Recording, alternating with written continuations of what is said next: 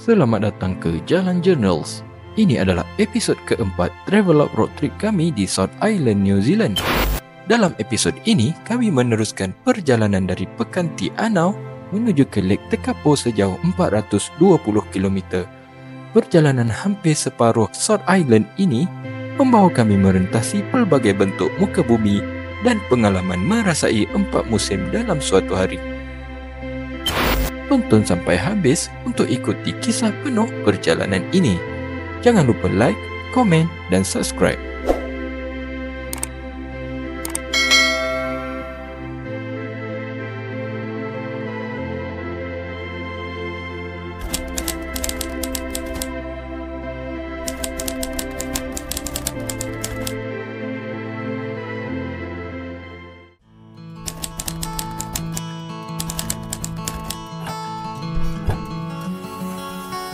Setelah 2 malam di Pekan Ti Anau, kami meneruskan semula perjalanan.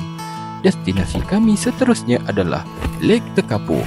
Terletak lebih 400 km dari Ti Anau, perjalanan ini bakal membawa kami merentasi separuh daripada South Island dengan melalui pelbagai bentuk muka bumi dan pemandangan menarik sepanjang perjalanan.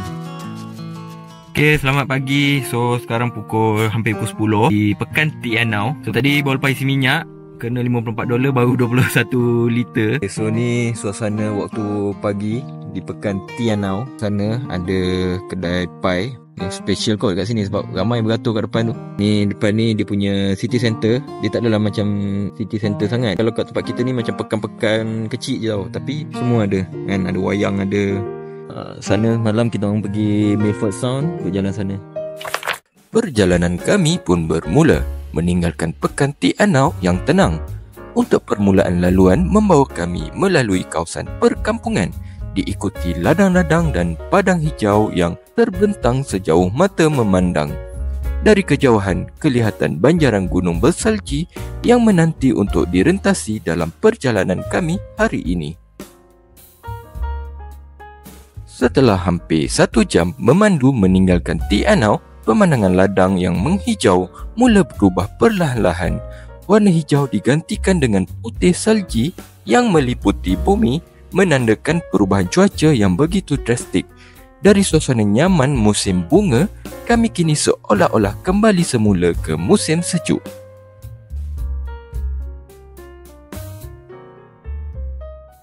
Okay, so kita berhenti dekat satu lookout, nama dia Devil Staircase Lookout. Setelah hampir 2 jam perjalanan, kami berhenti di satu lokasi tinjau yang dinamakan Devil Staircase. Walaupun namanya agak menakutkan, pemandangan di sini sangat memukau menghadap tasik Wakatipu yang tenang, berlatar belakangkan banjaran gunung bersalji yang sangat mempesonakan. Perjalanan kami diteruskan merentasi Kawarau Gorge. Dari padang hijau yang terbentang luas, kemudian melalui kawasan pergunungan bersalji. Kini kami tiba di kawasan gaung berbatu yang kering dan gersang. Perubahan landscape dalam perjalanan ini begitu ketara, seolah-olah kami telah memasuki musim panas pula.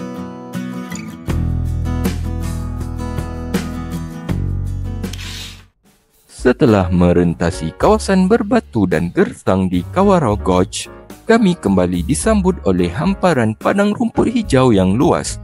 Di kiri dan kanan jalan, kelihatan ratusan biri-biri dan lembu tenusu bebas meragut rumput, menghadirkan pemandangan ikonik yang begitu sinonim dengan landscape luar bandar New Zealand. Setelah dekat 5 jam perjalanan, kita orang stop dulu dekat Lindis Pass. Tu boleh tengok bukit yang masih lagi diselaputi salji. Dia sebenarnya kalau macam musim salji, dia sebenarnya di sini lagi cantik lah. Kita boleh tengok ni semua dilitupi salji. Siapalah hon. Seterusnya kami singgah di Lindis Pass, salah satu kawasan tinjau yang terkenal dengan pemandangan yang memukau. Keunikan lokasi ini terletak pada landscape bukit yang beralun dan ketika kami di sini, masih kelihatan taburan salji di beberapa kawasan. ditambah pula dengan warna kekuningan tumbuh-tumbuhan di sekeliling. Suasananya seolah-olah kami berada dalam musim luruh pula. Dari kawasan parking, kami perlu mendaki sedikit sekitar 200 meter untuk tiba ke platform tinjau Lindis Pass. Dari sini terbentang luas pemandangan indah Bukit Bukau beralun yang menjadi daya tarik utama laluan ini.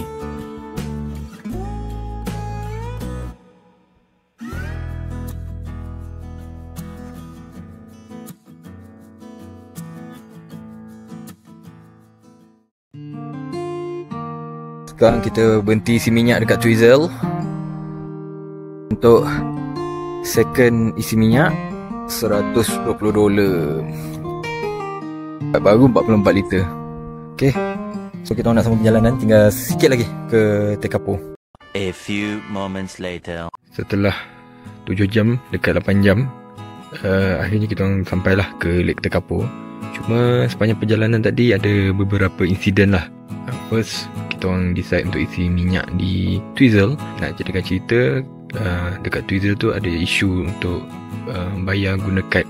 Nasib baik kita ada jumpa satu lokal yang tolong kita orang bawa ke stesen minyak yang berdekatan lah, yang boleh terima bayar cash. Second, kita orang actually ada book accommodation bukan dekat sini lah, sepatutnya yang betul-betul depan tasik. Tapi ada isu di mana kita orang punya credit card decline. Owner accommodation tu dia reject kita orang punya booking. So bila kita orang sampai, check email, booking cancel. So ni last minute kita orang jumpa lah, tapi harga kapak sikit lah kan. So nak tak nak sebab dah sampai, alamak lampu padam pula. Nak tak nak sebab dah sampai, kita orang terpaksa lah cari accommodation. So aku rasa tu je untuk malam ni, sebab aku pun dah penat, sangat penat. Tadi pun drive 7 jam sampai petak buntut-buntut. So malam ni tidur awal. Alright, kita jumpa esok Lake Tekapo. Dalam episod seterusnya, kami akan meneroka keindahan Lake Tekapo yang terkenal dengan airnya yang berwarna biru turquoise. Pada waktu malam pula, kami akan meredah suhu di bawah paras beku untuk merasai sendiri pengalaman mencerap bintang di salah satu lokasi langit malam tergelap di dunia. Tonton hingga ke akhir untuk mengikuti sambungan travelog ini. Jangan lupa untuk like, komen dan subscribe.